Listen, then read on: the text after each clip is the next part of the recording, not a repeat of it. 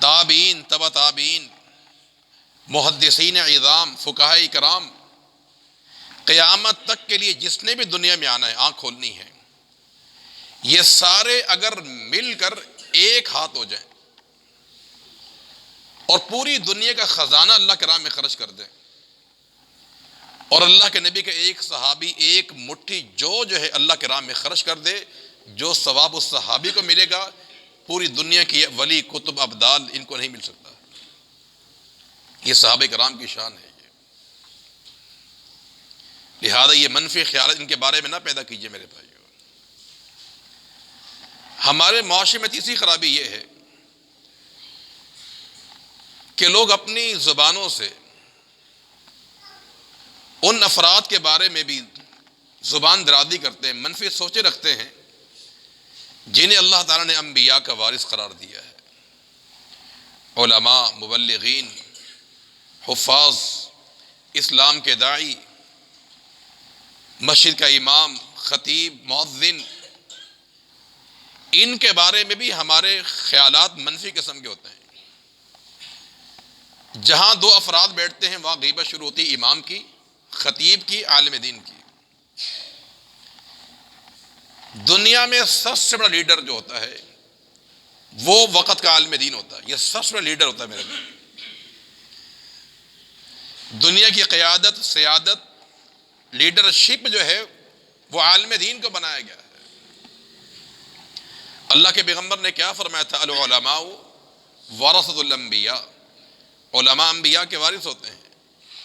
انبیاء کا جو ترکہ ہے، جو جائیداد ہے، وہ درم و دینار نہیں ہوتا، ان کا علم ہوتا ہے، اللہ کی وحی کا علم ہوتا ہے، تو اس کے حقیقی وارث علماء ہیں۔ اللہ نے قیادت اور سیادت جو ہے یہ اہل علم کو عطا کی ہے۔ دنیا کا سب سے بڑا مالدار انسان عالم دین ہوتا ہے۔ اس سے بڑی بات کیا ہو سکتی ہے کہ ایک انسان نے اذان دے کے آپ کو مسجد میں بلایا اور امام نے نماز پڑھا کر آپ کو رب سے ملوا دیا ہے، اس سے عظیم انسان کوئی نہیں ہو سکتا۔ یقینی بات ہے، مؤذن اذان دے گا تو انسان مسجد میں نماز پڑھنے کے لیے آتا ہے۔ یہ مؤذن کا اذان دینا، امام کا نماز پڑھا کے آپ سے رب سے ملاقات کروانا، اس سے بڑا کوئی انسان دنیا میں نہیں ہو سکتا۔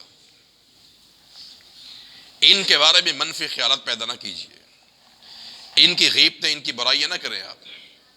یہ ہمارے معاشرے کا ناسور ہے، کینسر ہے میرے بھائیو۔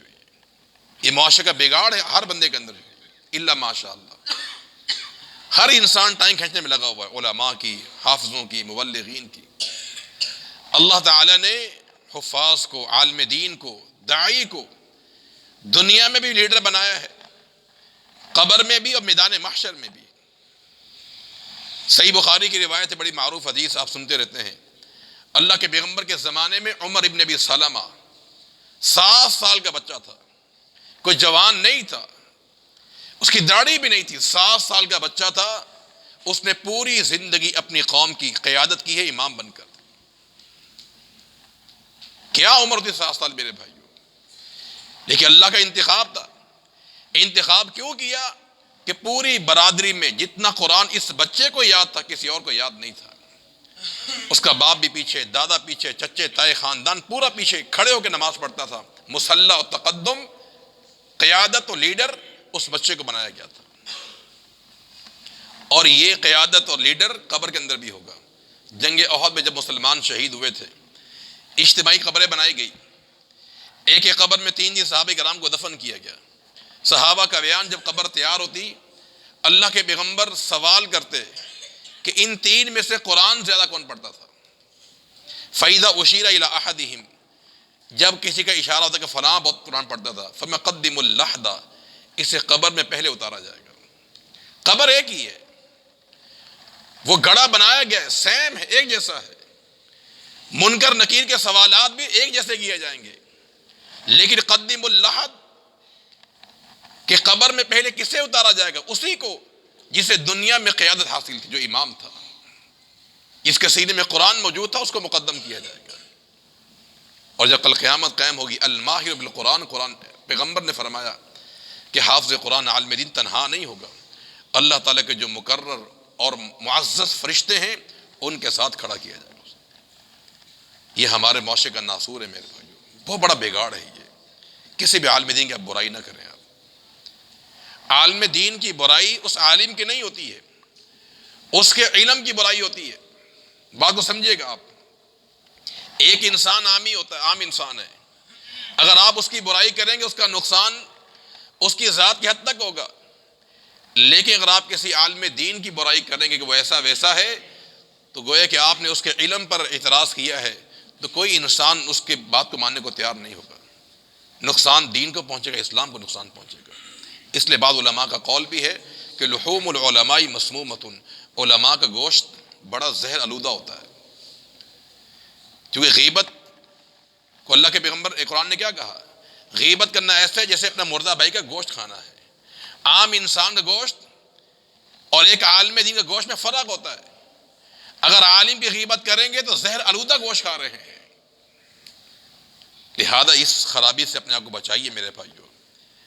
علماء کی عزت کریں، ان کا احترام کریں، اس نیت سے کہ انبیاء کے علوم کے وارث ہیں. یہ ان کی عزت اللہ کے پیغمبر کے علم کی عزت ہے.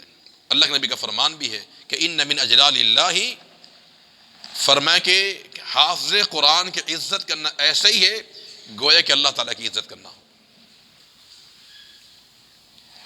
ہمارے معاشرے میں چوتھی خرابی یہ ہے کہ حقوق العباد کے معاملے میں ہمارا پہلو بڑا کمزور ہے میرے بھائی.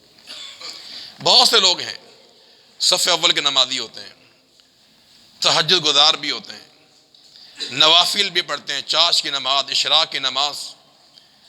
ان سے بڑا کوئی متقی پرہیزگار نہیں ہوتا. لیکن جب حقوق العباد کا معاملہ چیک کیا جائے تو اس میں وہ زیرو اور صفر نظر آتا ہے. یہ بہت بڑی کوتاہی ہے میرے بھائیو. انسان کی بخشش کے لیے حقوق اللہ کافی نہیں ہے. حقوق اللہ کے ساتھ ساتھ حقوق العباد بھی، یہ بھی صاف ہونے چاہیے، کلیئر ہونے چاہیے. یہ جو حقوق العباد ہیں یہ تین طرح کے ہوتے ہیں. بعض بندے تو وہ ہیں جو ہم سے عمر میں بڑے ہیں، جیسے باپ ہے، دادا ہوتا ہے، تایا ہوتا ہے، یہ بھی اللہ کے بندے ہیں. تو یہ ان کے حقوق اسلام نے الگ بیان کیے ہیں. یہ ہم سے عمر میں بڑے ہیں، ان کے بارے میں اسلام کی تعلیم کیا ہے؟ دیکھیں پہلی بات یہ یاد رکھیں، جو انسان ہم سے عمر میں بڑا ہے اس کی بات غلط ہو سکتی ہے لیکن سوچ غلط نہیں ہو سکتی. دنیا میں میں نے کوئی ایسا باپ نہیں دیکھا جو بیٹے کے بارے میں غلط سوچتا ہو. ہاں ممکن اسے جو بات بولی وہ غلط ہو، لیکن سوچ باپ کی کبھی غلط نہیں ہوتی. اگر ایک باپ نے کوئی ایسی بات کہہ بھی دی جو غلط ہے تو آپ یہی سوچیں کہ باپ نے بات تو کی ہے لیکن سوچ ایسی نہیں ہے. سمجھا دیا جائے، اصلاح کر دی جائے، درگزر کا معاملہ لیا جائے. لیکن آج ہمارے ایسا ہوتا نہیں ہے. اولاد اپنے ماں باپ سے تو طرح سے بات کرتی ہے. بعض بد نصیب دستے گرباں ہو جاتے ہیں، باپ کا احترام کرنا بھول جاتے ہیں کہ آپ کو کیا پتہ دنیا کہاں پہنچی ہوئی ہے، آپ پرانی باتیں کر رہے ہیں. میرے بھائی بات غلط ہو سکتی ہے، سوچ غلط نہیں ہو سکتی. یہ ایک بڑی خرابی ہے ہمارے اندر جو ہے کہ ہم اپنے اکابرین کا احترام نہیں کرتے.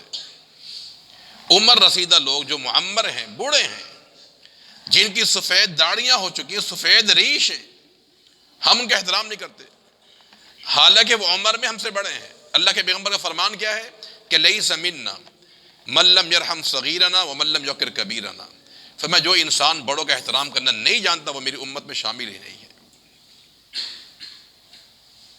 صحیح بخاری کی روایت ہے، عبداللہ بن عمر بیان کرتے رضی اللہ تعالیٰ عنہ کہ ایک دفعہ صحابہ کرام تشریف فرما تھے تو اللہ کے نبی نے ایک سوال کیا کہ ان من الشجر شجرۃ لا یسقط ورقها، کہ درختوں میں ایک ایسا درخت بھی ہے جس کے پتے گرتے نہیں ہیں، جیسا بھی موسم ہو پتے گرتے نہیں اس کے. اور فرمایا کہ وہ درخت مسلمان کی طرح ہے، مومن کی طرح ہے. یعنی آپ نے اس درخت کو تشبیہ دی مومن کے ساتھ. تو اخبرونی یحدثونی، مجھے بتاؤ وہ درخت کون سا ہے. عبداللہ کہتے فواقع الناس، لوگوں کے خیالات جنگلات میں چلے گئے. کہ ایسا کون سا درخت ہے جس کے پتے گرتے نہیں ہیں. لوگ جنگلات میں گھوم رہے ہیں خیالات کے اندر، جواب کسی کو نہیں آیا. اللہ کے نبی نے خود جواب دیا کہ اس سے مراد کھجور کا درخت ہے، اس کے پتے گرتے نہیں ہیں. چونکہ یہ ایک الگ موضوع ہے، اس حدیث کی مکمل تفصیل بیان کی جا سکتی ہے. اس کے پتے گرتے نہیں ہیں. جب محفل برخاست ہوئی تو عبداللہ بن عمر نے کسی سے کہا کہ مجھے اس کا جواب آتا تھا، اللہ کے نبی کا جو سوال تھا اس کا جواب مجھے آتا تھا. تو اس نے کہا آپ نے جواب دیا کیوں نہیں؟ بھی اتنی عظیم موقع تھا کہ اللہ کے پیغمبر کا سوال اگر آپ جواب دیتے تو کتنا اہم کام ہوتا، تو جواب کیوں نہیں دیا؟ وہ بات بڑی قابل غور ہے میرے بھائیو. عبداللہ نے کہا میں نے جواب اس لیے نہیں دیا کہ وفی القوم ابا بکر و عمر، کہ اس مجلس میں صدیق اور فاروق موجود تھے، اکابرین کے احترام میں نے سوال کا جواب نہیں دیا. اتنا احترام کیا کرتے تھے میرے بھائیو صحابہ کرام اپنے سے بڑوں کا جو ہے، حتیٰ کہ محمد الرسول اللہ صلی اللہ علیہ وسلم بھی بڑوں کا بڑا احترام کرتے تھے. اللہ کے پیغمبر کے صحابی صدیق اکبر رضی اللہ تعالی عنہ، ان کے والد ابو قحافہ مسلمان ہوئے فتح مکہ کے موقع پر، بوڑھے تھے، سفید داڑھی، سر کے بال بھی سفید. انہیں صدیق اکبر کندھے پہ اٹھا کے اللہ کے نبی کے پاس لے کر آئے، اتنے عمر رسیدہ تھے.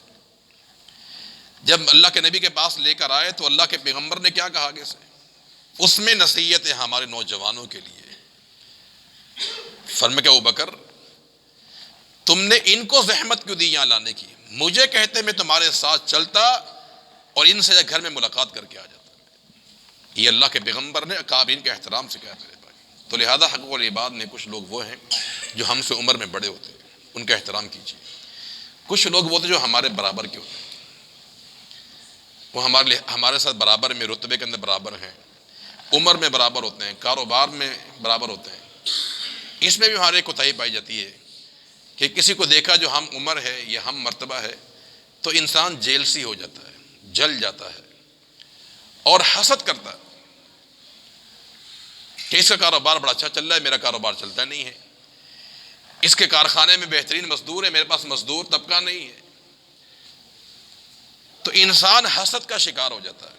نہیں میرے بھائیو، حسد نہیں کرنا ہے. اگر اس کے پاس ایک نعمت موجود ہے وہ آپ کے پاس نہیں ہے تو آپ غور کریں، کوئی تو ایسی نعمت ہوگی جو تمہارے پاس اس کے پاس نہیں ہے. مان لے وہ انسان مالدار ہے، اس کا کاروبار آپ سے اچھا چل رہا ہے، لیکن یہ دیکھیں جب رات کو سوتا ہے تو گولیاں کھا کے سوتا ہے، اور آپ جہاں موقع لگا وہیں انسان سو جائے. کتنی بڑی نعمت آپ کے پاس موجود ہے اللہ تعالیٰ کی طرف سے. وہ مالدار ہے لیکن پرہیز ہے، کھانا نہیں کھا سکتا. وہ آپ کھانا کھا سکتے ہیں.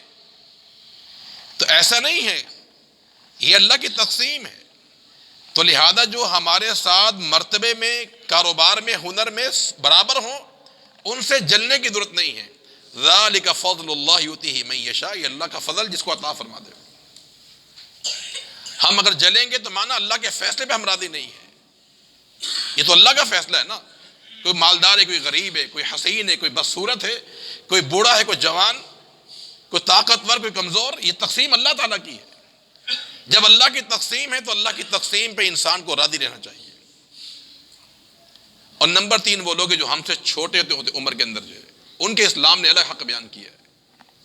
ہمارے کیا ہوتا ہے، جو بچہ چھوٹا ہوتا ہے نا، گھر کے سارے کام اس نے کرنے ہوتے ہیں، سارے کام اس نے کرنے، مار بھی وہی کھاتا ہے، کام بھی وہی کر رہا ہوتا ہے. یہ بھی غلط ہے. اللہ کے نبی کا فرمان کہ لیس منا من لم یرحم صغیرنا، جو انسان بچوں سے پیار نہ کرے، شفقت نہ کرے، وہ میری امت میں شامل نہیں ہے، وہ میرا امتی نہیں ہو سکتا. حضرت انس نے 10 سال خدمت کی اللہ کے پیغمبر کی. 10 سال، چھوٹا بچہ تھا.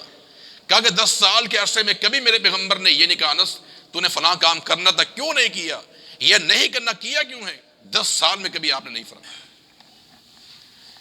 یہ تربیت اللہ کے پیغمبر صلی اللہ علیہ وسلم کی. میرے تو چھوٹے بچے سے پیار کریں، لاڈ کریں اس سے، لیکن لاڈ پیار کا مطلب یہ نہیں کہ آپ نا انصافی کر جائیں.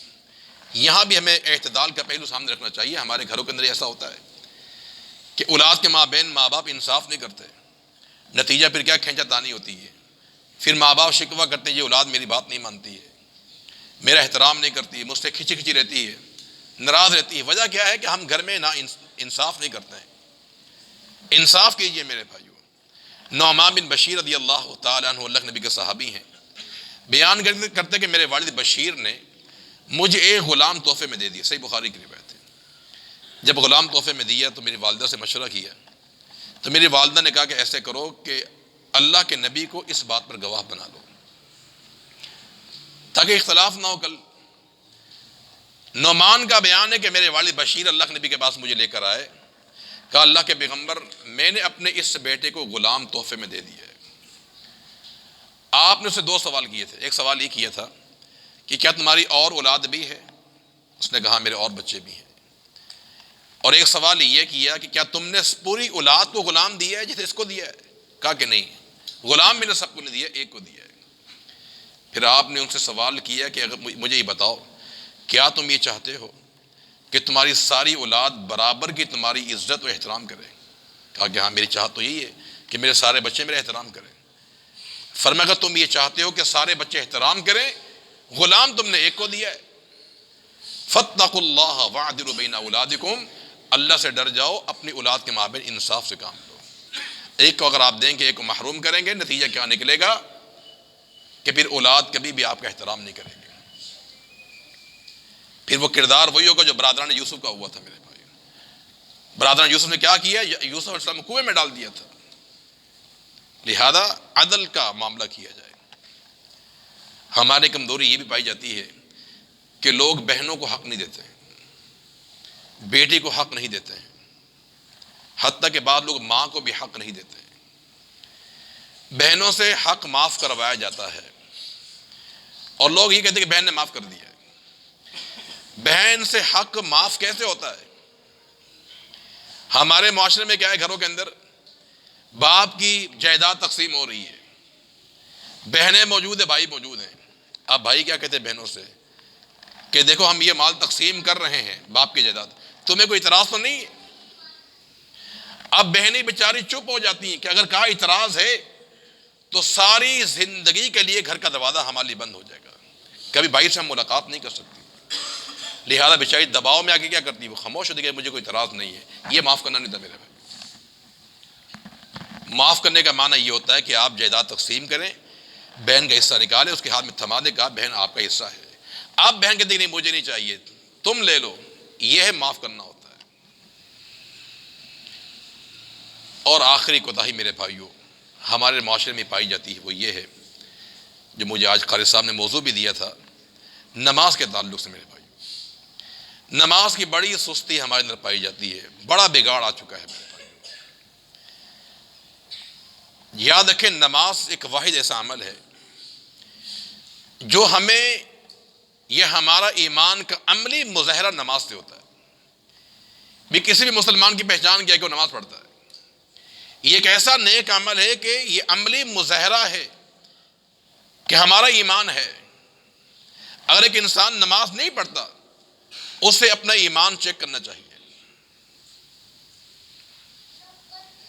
تو یہ الصلاۃ جو نماز کا عمل ہے میرے بھائیو، اس میں بڑی سستی، بڑی کوتاہی ہمارے اندر پائی جاتی ہے۔ نماز کے حوالے سے ایک حوالہ دوں گا میں، اور وہ حوالہ معراج کے حوالے سے ہے۔ آپ کو معلوم ہے کہ پوری جو وحی ہے، جو شریعت اسلامیہ ہے، وہ زمین پر اتاری گئی ہے۔ جبریل علیہ السلام کبھی مکہ میں اللہ کے نبی کے پاس آتے تھے، کبھی خانہ کعبہ کے اندر، اور کبھی جب آپ مدینہ منورہ گئے، مدینہ منورہ میں حجرہ عائشہ کے اندر، مسجد نبوی کے اندر، ما بین بیتی و منبری روضۃ من ریاض الجنہ، کبھی طائف کے میدان میں۔ لیکن جب نماز کی باری آئی تو نبی کریم صلی اللہ علیہ وسلم پر وحی نہ مکہ میں آئی نہ مدینہ پہ آئی۔ جب نماز کی باری آئی تو اللہ تعالیٰ نے جبریل کو بھیجا، 7 سواری دے کے بھیجا تھا، براق لے کر آئے تھے۔ کہا میرے پیغمبر آج آپ کو میرے ساتھ چلنا پڑے گا، میں جب بھی آیا ہمیشہ آپ کو پیغام دے کر گیا ہوں میں، نماز ہے، روزہ ہے، زکوٰۃ ہے، حج ہے، جہاد فی سبیل اللہ، شہادت، یہ سارے امور، سارے احکامات زمین پر نازل کیے گئے. لیکن جب نماز کی باری آئی تو براق لایا گیا، سواری لائی گئی. اور یہ سواری بھی عجیب و غریب تھی میرے بھائیوں. دنیا کے جتنے بھی تیز جہاز ہوں، راکٹ ہوں، وہ اتنے تیز نہیں ہیں جتنی براق کی سواری تیز تھی. جہاں تک اس کی نگاہ جاتی تھی وہاں اس کا پہلا قدم ہوتا تھا. آج تک سائنسدان حیران ہیں، پریشان ہیں کہ ایسی کیا چیز تھی اس براق کے اندر کہ اتنی تیزی، کہ آج تک سائنس اور ٹیکنالوجی اس کے بارے میں ناکام اور فیل ہے میرے بھائیوں. بہت کچھ بنایا ہے، راکٹ بنائے ہیں، جہاز بنائے ہیں، بلڈنگوں میں لفٹ لگائی گئی ہے پر چڑھانے کے لیے، لیکن جو تیزی اس براق میں تھی کسی اور میں نہیں تھی. براق کو لایا گیا کس کام کے لیے؟ کہ نماز کا تحفہ اللہ کے پیغمبر کو عطا کرنا تھا. اس نماز کے تحفے کے لیے براق کو لایا گیا. اللہ کے پیغمبر براق میں سوار ہوئے اور مکہ المکرمہ سے بیت المقدس کے مسجد حرام میں، بیت المقدس میں انبیاء کی جماعت کروا کے پھر 7 سیڑھیاں 7 آسمان پہ آپ کو لے جایا گیا. پہلے آسمان پہ انبیاء سے ملاقات ہوئی، دوسرے آسمان پر، تیسرے آسمان پر، 7 آسمان پر انبیاء سے ملاقات ہوئی، انبیاء سے گفتگو ہوئی. جنت کا نظارہ اللہ کے پیغمبر نے کیا، جہنم کا اللہ کے نبی نے مشاہدہ کیا. یہ تمام سفر کے بعد اللہ تعالیٰ نے جو تحفہ پیغمبر کو عطا کیا وہ نماز کا تحفہ عطا فرمایا. اس تحفے کو لانے کے لیے سوار کر کے اللہ کے نبی کو اللہ کے پاس لے جایا گیا تھا. اور جب آپ کو یہ تحفہ دیا گیا تو آپ نے کتنا اس کو سنبھالا ہے میرے بھائیو، بہت سنبھال کے رکھا ہے اس کو. چونکہ آپ جانتے ہیں کہ محبوب کا تحفہ جو ہوتا ہے اس کو سنبھالا جاتا ہے. اگر کوئی ہم سے محبت کرنے والے میں کوئی چیز دے دے، کوئی بائک دے دے، کوئی موبائل دے دے، اس کو انسان سنبھال کے رکھتا ہے. کوئی گھڑی دے دے، کوئی انگوٹھی دے دے، لوگ کیا کہتے ہیں؟ میرے دوست کی نشانی ہے یہ. اللہ تعالیٰ نے اپنے پیارے پیغمبر کو تحفہ عطا فرمایا تو میرے پیغمبر نے کتنا اس کو سنبھالا، کتنی اس کی قدر فرمائی کہ جب تک اللہ کے پیغمبر زندہ رہے کتنا نماز کا اہتمام آپ نے کیا. دکھ ہے، درد ہے، سفر ہے، حضر ہے، مصائب میں ہے، جہاد کے میدان میں ہے، کسی مقام پر بھی کبھی اللہ کے نبی نماز کو چھوڑا نہیں میرے بھائی. کیوں؟ محبوب کی نشانی تھی، اللہ تعالیٰ کی نشانی تھی. کبھی آپ نے نماز نہیں چھوڑی میرے بھائی.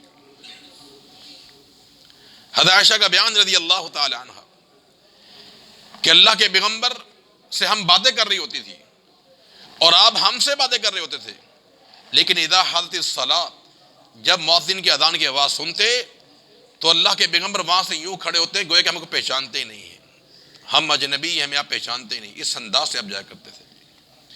اور مسجد میں جا کے میں یا بلال ارحنا بالصلاۃ، اے بلال نماز پڑھا کے میں سکون پہنچاؤ، میری آنکھوں کی ٹھنڈک، دل کا سکون نماز کے اندر ہے. اتنا سنبھالا نبی کریم صلی اللہ علیہ وسلم نے اس نماز کے عمل کو، جس میں آج ہم کوتاہی کرتے میرے بھائیوں. یہ ایک ایسا عمل ہے کہ جہاد کے میدان کے اندر بھی یہ کرنا پڑتا ہے میرے بھائیوں. انداز تبدیل ہو جاتا ہے، رکعات میں تخفیف ہے، ترمیم ہے، لیکن نماز جہاد کے میدان میں بھی معاف نہیں ہے. اللہ کے پیغمبر اتنا سنبھالا اس نماز کے عمل کو کہ جب آپ زندگی کے آخری ایام کے اندر تھے تو کیا فرماتے تھے؟ الصلاۃ وما ملکت ایمانکم، لوگوں کو نماز کا خیال کرنا اور جو تمہارے ماتحت غلام ہیں ان کا بھی خیال کرنا. زندگی کے آخری ایام میں اللہ کے نبی نماز کی بات کر رہے ہیں. اتنا عظیم و شان تحفہ، اس کو سنبھالا اللہ کے پیغمبر صلی اللہ علیہ وسلم نے. آپ کی جانب کے بعد صحابہ کرام نے اس تحفے کو سنبھالا میرے بھائیوں. کٹن سے کٹن حالات کے اندر بھی صحابہ کرام نماز نہیں چھوڑتے تھے. عمر رضی اللہ تعالیٰ عنہ خلیفہ بنے، فجر کی نماز پڑھا رہے تھے. وہ ایرانی مجوسی آتش پرست اسلام دشمن، اس نے اپنا خنجر زہر آلودہ کیا ہوا تھا. عمر رضی اللہ تعالیٰ عنہ پہ اس نے وار کیا حالت نماز میں قیام کے اندر قرآن پڑھتے ہوئے مسجد نبوی کے اندر صحابہ کرام کی امامت میں سینے پہ ہاتھ بندھے ہوئے نماز کی حالت میں اس ایرانی مجوسی نے حملہ کیا، پیٹ آپ کا چاک ہو جاتا ہے۔ عبد الرحمن بن عوف رضی اللہ عنہ آگے بڑھتے ہیں، نماز کو مکمل کیا، صحابہ کرام کو بعد میں علم ہوا، اس کو پکڑا گیا اس مجوسی کو، نتیجہ کیا نکلا؟ اس نے خودکشی کر لی۔ عمر رضی اللہ تعالی عنہ کٹے پٹے اٹھا گھر میں لے جایا گیا۔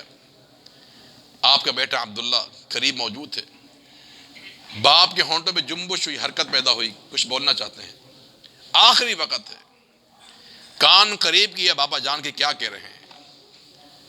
سوال کیا کیا؟ بڑا قابل غور سوال ہے۔ کہا کہ حل اکملت الصلاۃ، لوگوں یہ بتاؤ کہ عمر نے نماز پوری پڑھی یا نہیں پڑھی؟ حالات کیا ہیں؟ پیٹ پھٹا پڑا ہے، اولاد کی فکر نہیں ہے، خلافت کی فکر نہیں ان کو تھی، ان حالات میں فکر تھی تو ایک ہی بات کی کہ نماز میں نے مکمل پڑھی یا نہیں پڑھی۔ اتنا عظیم و شان عمل ہے میرے بھائیو یہ۔ عمر فاروق کا قول یہ کہ ان من اہم امورکم الصلاۃ، اپنے گورنروں کو اور عہدیداروں کو لکھ کے بھیجا کرتے تھے کہ تمہارے بہت سارے کام ہیں، تم گورنر ہو، عہدیدار ہو، ذمہ دار ہو، تمہاری بھاگ دوڑ ہے، رعایا کے مسائل ہیں، عدالتی معاملات ہیں، لیکن یاد رکھنا تمہاری زندگی کا سب سے اہم کام الصلاۃ، نماز ہے۔ جس نے اس کی حفاظت کر لی اللہ اس کے سارے کام درست فرما دے گا، اور جس نے نماز کو ضائع کیا اس کے سارے کام ضائع برباد ہو کے رہیں گے۔ قرآن نے کیا کہا کہ جب جہنمی جہنم میں جائیں گے نا تو جنتی سوال کریں گے کہ ما سلککم فی سقر، تم جہنم میں کیوں پہنچے ہو؟ ان کا جواب کیا ہوگا؟ لم نکن من المصلین۔ لم نکن مسلین کا معنی کیا ہے کہ ہم نمازیوں کے ساتھ نہیں ہوتے تھے، معنی کہ اذان ہوتی تھی، گھر میرا مسجد کے برابر میں تھا، میں پڑوسی تھا میں، لیکن میں کبھی نماز میں شریک نہیں ہوا نمازیوں کے ساتھ، نہ قیام میں، نہ رکوع میں، نہ سجود میں۔ لم نکن من المصلین میں نمازی نہیں تھا۔ اب حکم کیا آئے گا کہ اس بے نمازی کو پکڑو، خذو فغلو، اس کے پاؤں میں زنجیر ڈال دی جائے، اس کے ہونٹوں کو سی دیا جائے، اس سے میں آج کلام کرنے کو تیار نہیں ہوں۔ میں اتنا بڑا بد نصیب انسان ہے کہ اس سے میں کلام نہیں کروں گا۔ ابھی انسان چیخے گا، چلائے گا، پریشان ہوگا، اور اہل جنت سے کہے گا انفیض علی الماء، کوئی پانی مجھے دے دو پلانے کے لیے، پیاس سے مرتا جا رہا ہوں میں۔ ان اللہ حرمہما، کہے گا اللہ نے اس کو حرام کر دیا آپ لوگوں کے لیے۔ وہاں یہ بے نمازی پریشان ہوگا، اللہ فرمائے گا تو اس سے میں نے کلام نہیں کرنا ہے۔ آج اگر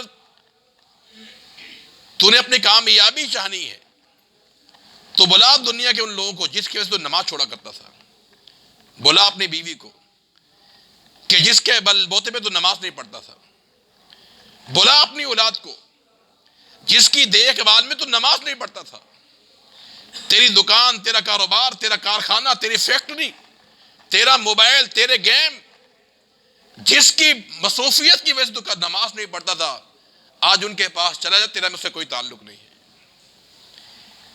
آج کے دور میں یہی اشیاء رکاوٹ ہے میرے بھائیو۔ انسان کے گھر والے نماز میں رکاوٹ بنتے ہیں، اولاد رکاوٹ بنتی ہے، کاروبار، فیکٹری، کارخانہ، اس کی مزدوری، یہ موبائل، یہ گیم، یہ لہو و لعب، یہ اس نے انسان کو نماز سے غافل کر دیا۔ اب وہاں انسان حیران اور پریشان ہے، کس کے پاس جائے؟ تو وہاں فرمایا کہ اللہ کے پیغمبر نے فرمایا کہ وہاں پر اس بے نمازی کو فرعون، حامان اور جو قارون بدترین لوگ، ان کے ساتھ کھڑا کیا جائے گا۔ تو لہذا میرے بھائیو، یہ اللہ کی طرف سے تحفہ اللہ کے پیغمبر کو دیا گیا ہے، یہ عظیم و شان تحفہ ہے، اس کی قدر کیجیے۔ آپ خود بھی نماز پڑھیں، اپنی اولاد کو بھی نماز کی تلقین کریں، اپنی بیوی کو بھی نماز کی تلقین کریں۔ ہمارے یہاں لوگ یہی کہتے ہیں کہ بیوی ہماری بات نہیں مانتی ہے، نماز نہیں پڑھتی ہے۔ آپ یقین کریں، اگر اس بات کا آپ تہیہ کر لیں کہ اگر بیوی نماز نہیں پڑھے گی، اس کو آپ کہہ دیں کہ اگر تُو نے نماز نہیں پڑھنی تو آج کے بعد میرے کھانا بنانا نہیں، تیرے ہاتھ میں میں نے کھانا ہی نہیں کھانا ہے۔ زیادہ بے نمازی بنے کہا تجھے میں کے چھوڑ کے آ جاؤں گا میں دیکھتا ہوں کس طرح بیوی نماز نہیں پڑھتی ہے. اگر شوہر نماز نہیں پڑھتا ہے، بیوی صاف کہہ دے کہ تیرے بچے تو سنبھال، میں اپنے ماں باپ گھر جا رہی ہوں، تو تجھ سے میرا کوئی تعلق نہیں ہے. جو انسان رب کا نہیں بن سکتا، نماز نہیں پڑھ سکتا، وہ میرا کیسے بن سکتا ہے؟ اب 4-6 چھوٹے چھوٹے بچے ہوں نا تو دماغ ٹھکانے پہ اس کے شوہر کا آ جائے گا پھر. لیکن کرے کون میرے بھائیو؟ اس کے لیے جگرا چاہیے. جہاں انسان بیوی کے ساتھ دیگر معاملات نمٹاتا ہے، کبھی یہ کر کے بھی دیکھے. اللہ کے پیغمبر نے کیا فرمایا؟ رحم اللہ رجلا، اللہ اس بندے پر رحم فرمائے، قام من اللیل، جو رات کو تہجد کی نماز کے لیے اٹھتا ہے، وضو کرتا ہے، پھر بیوی کو بیدار کرتا ہے. اگر بیوی انکار کر دے کہ نہیں میں اٹھتی نہیں ہوں، تو اظہار تفنن، مذاق میں اس کے منہ میں پانی ڈال دیتا ہے، ہنسی مذاق کے اندر. فرمایا اس بندے پر اللہ رحم فرمائے. اور اس خاتون پہ اللہ رحم فرمائے جو رات کو اٹھتی ہے، قیام اللیل کرتی ہے، شوہر کو بیدار کرے. اگر شوہر انکار کر دے تو وہ بھی شوہر کے منہ میں پانی چھڑک دیتی ہے. اللہ اس خاتون پر رحم فرمائے. کبھی آپ بیوی کو بیدار تو کریں آپ، لیکن بیدار کرنے کے انداز الگ الگ ہے میرے بھائی. بیوی کو بیدار کریں کہ اللہ کے بندی اٹھ جا، میں تنہا ہوں، اکیلا ہوں، تم بھی قریب میں آ کے مصلی بچھاؤ. دونوں رب سے ملاقات کرتے ہیں، مناجات کرتے ہیں، سرگوشیاں کرتے ہیں، اللہ سے مانگتے ہیں. کیسے بھی بیدار نہیں ہوگی میرے بھائی؟ یہی حال ہماری اولادوں کو ہوتا ہے میرے بھائی. اولاد نماز نہیں پڑھتی ہے، یہ شکوہ ہوتا ہے. اس میں بھی میری آپ کو نصیحت ہے، اگر آپ کی اولاد نماز نہیں پڑھتی، ایک مشورہ آپ کو دے کے جاتا ہوں میں. آپ اپنی اولاد کو بلائیں، جمع کریں، انہیں آپ یہ کہہ دیں کہ میں جب مسجد میں نماز پڑھنے کے لیے جاتا ہوں نا میں، تو لوگ یہی سمجھتے کہ یہ بانج ہے، یہ صاحب اولاد نہیں ہے. جبکہ میرے 10 جوان بیٹے ہیں، لیکن ایک بیٹا مسجد میں جاتا نہیں ہے. مسجد کا امام یہی سمجھتا کہ آنے والا بے اولاد ہے، بانج ہے. اگر یہ صاحب اولاد ہوتا تو نماز پڑھنے اولاد بھی ساتھ آتی. بچوں کو بٹھا کے ذرا احساس دلائیں، انشاءاللہ وہ نمازی بن جائیں گے میرے بھائی. اور جہاں ماں باپ خود نماز نہ پڑھے تو پھر بچے کیسے خاک نماز پڑھیں گے میرے بھائی؟ تو اس کے لیے خود بھی نماز کا اہتمام کریں. اپنی بیٹیوں کو، اپنی بیوی کو، اپنی اولاد کو نماز کے لیے اختیار کریں میرے بھائی. صحابہ کرام کے بارے میں آتا ہے، وقت لمبا نہ ہو جائے، صحابہ کرام کے بارے میں آتا ہے کہ اپنی اولاد کے تعلق سے بڑے فکر مند ہوا کرتے تھے. ایک صحابی کے بارے میں آتا ہے کہ ان کا بیٹا نماز پڑھ کے گھر میں داخل ہوا تو باپ نے سوال کیا کہ حل صلیت معنا، تو نے نماز ہمارے ساتھ پڑھی یا نہیں پڑھی؟ کہا کہ ہاں ساتھ پڑھی ہے. کہا کہ تکبیر اولا تم نے پائی یا نہیں پائی؟ کہیں سے محروم ہوا. اس بات پہ باپ ناراض ہوا میرے بھائی، حالانکہ نماز پوری پڑھی اس نے.